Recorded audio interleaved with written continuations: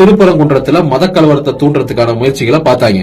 அப்புறம் நாடு முழுக்க கிறிஸ்துமஸ் விழாவை கொண்டாட விடாம சர்ச்சஸ, ஸ்கூல்ஸ, என்ஜிஓஸ் ஆர்கனைஸ் பண்ண கிறிஸ்துமஸ் செலிப்ரேஷன்ஸ் எல்லாம் வந்து அடிச்சு உடைச்சாங்க.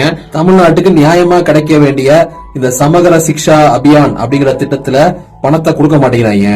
மெட்ரோ திட்டத்துக்கான அப்ரூவல் கொடுக்க மாட்டேங்கிறாங்க. இவரோட கடைசி படத்தை வெளியிடுறதுக்கு எவ்வளவு தடங்களை வந்து ஏற்படுத்திட்டு இருக்காங்க சிபிஎஃப்சி மூலியமாங்கிறது நம்ம எல்லாருக்கும் தெரியும்.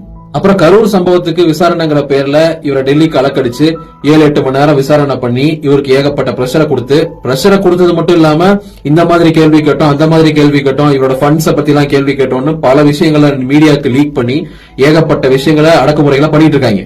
இப்படி இத்தனை வாய்ப்புகளை வந்து சோசியலா, பொலிட்டிக்கலா, சினிமா துறையில, பர்சனலான்னு இவருக்கு தங்க தட்டுல வச்சு கொடுத்துக்கிட்டே இருக்குது பிஜேபி. இவ்வளவு அழகா ஒரு ஸ்டேஜ செட் பண்ணி கொடுக்குது பிஜேபி. அத வந்து யூஸ் பண்ணிக்கிட்டு ஸ்கோர் பண்ணி பொலிட்டிக்கலா வந்து ஒரு நெரேட்டிவ செட் பண்ணாம பிஜேபி, ஆர்எஸ்எஸ், பார்ப்பனியம், இந்துத்துவா, மோடி, அமித்ஷா அப்படிங்கிற பேர்களை கூட, வார்த்தைகளை கூட சொல்ல தைரியம் இல்லாம ஒரு ரெசார்ட்டுக்குள்ள ஒரு உள்ளரங்க மேடை கிடைச்சிருச்சுன்னா மைக்க புடிச்சு என்ன பார்த்தா பிரஷருக்கு ஈல்ட் ஆகுற மாதிரி தெரியுதா, என் மூஞ்ச பார்த்தா பிரஷருக்கு ஈல்ட் ஆகுற மாதிரி தெரியுதா அப்படின்னு டைலாக்ஸ் வேற. இந்த கைய அக்கல்ல வச்சுக்கிட்டு ஜெயலலிதா மேடம் வந்து ஒரு ரிக்வெஸ்ட் வீடியோ போட்டிருப்பீங்கல்ல, ஞாபகம் இருக்கா? பாலிடிக்ஸ்னா சினிமால இந்த டைலாக் பேப்பரை மனப்பாடம் பண்ணி இல்லனா பார்த்து அப்படியே டைலாக்ஸா பேசிட்டு போற மாதிரியான ஒரு ஈஸியான வேலை அப்படின்னு நினைச்சிட்டு வந்துட்டீங்க.